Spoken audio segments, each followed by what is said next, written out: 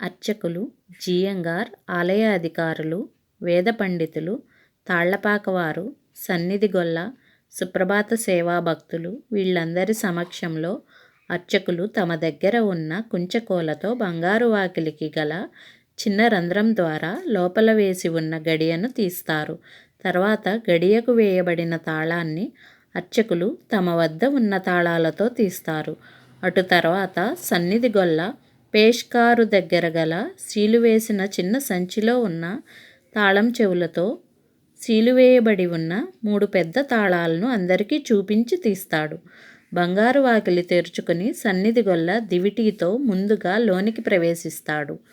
మరుక్షణం శ్రీవారి అర్చకులు మధుర స్వరంతో కౌసల్యా సుప్రజా రామపూర్వా సంజా ప్రవర్తతే ఉత్తిష్ట నరశార్దూల కర్తవ్యం దైవమాహ్నికం అంటూ సుప్రభాతాన్ని ఆలపిస్తూ బంగారు వాకిలిలోకి ప్రవేశిస్తారు.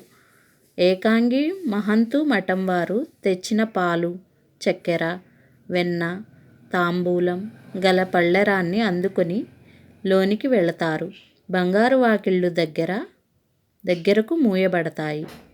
బంగారు వాకిలి ముందు ఉన్న వేద పండితులు అర్చకులు ప్రారంభించిన సుప్రభాత గీతాన్ని అందుకుని శృతి శుభగంగా ఆలపిస్తారు. స్తోత్రం, ప్రపత్తి, మంగళాశాసనం పూర్తయిన వెంటనే అన్నమయ్య వంశీయులు బంగారు వాకిలి ముందు నిలబడి అన్నమయ్య రచించిన ఒక మేలుకొలుపు కీర్తనం భూపాల రాగంలో గానం చేస్తారు. సుప్రభాతంలో శృతి కలిపి అన్నమయ్య మేలుకొలుపు పాటను ఆలకిస్తూ భక్తి ప్రపత్తులతో మైమరిచి ఉన్న భక్తులు బంగారు వాకిళ్లను ఎప్పుడు తెరుస్తారో, శ్రీవారి దివ్యమంగళమూర్తిని ఎప్పుడు దర్శిస్తామో అని ఒళ్ళంతా కళ్ళు చేసుకుని వేచి ఉంటారు. బంగారు వాకిలిని దగ్గరగా మూసిన సన్నిధి గొల్ల వద్ద ఉన్న దివిటీ వెలుగులో అర్చకులు రాములవారి మేడకు వేసి ఉన్న తలుపు తాళాలను తీసి శయన మండపంలో ఉన్న పాన్పుపై ఉన్న భోగ శ్రీనివాసమూర్తికి ప్రదక్షిణంగా సన్నిధికి చేరుకుంటారు. దివిటీతో ముందుగా లోపలికి వెళ్ళిన సన్నిధి గొల్ల కులశేఖరపడి వద్ద నిలిచి ఆ వెలుగులో శ్రీవారి దివ్యమంగళమూర్తిని దర్శనం చేసుకుంటారు. అనంతరం శ్రీవారి అర్చక స్వాములు ఏకాంగి కులశేఖరపడి దాటి లోపలకు ప్రవేశిస్తారు. గొల్ల చేతిలో ఉన్న దివిటి అందుకుని ఏకాంగి సన్నిధిలోని దీపాలను వెలిగించగా సన్నిధి గొల్ల రాములవారి మేడలోని దీపాలను వెలిగిస్తాడు. అనంతరం అర్చకులు శ్రీవారి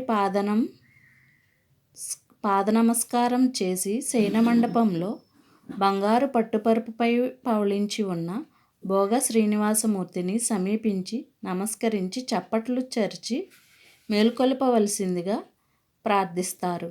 అంతటా భోగ శ్రీనివాసమూర్తి విగ్రహాన్ని మూలమూర్తి సన్నిధిలో అనగా జీవస్థానంలో వేంచేపు చేస్తారు. ఆనంద నిలయంలో కులశేఖరపడి వద్ద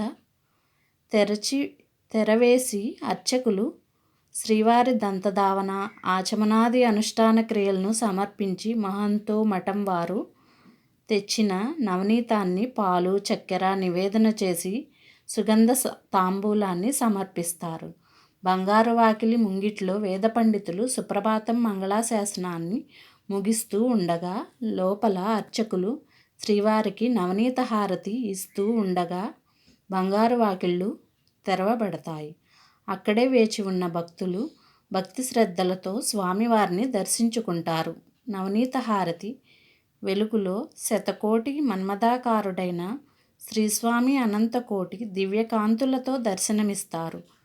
శ్రీవారి బంగారు పాదాలపై తులసి పుష్పములు వంటివి లేకుండా ఆపాదమస్తకం దర్శించే ఆ దర్శనాన్ని విశ్వరూప దర్శనం అంటారు.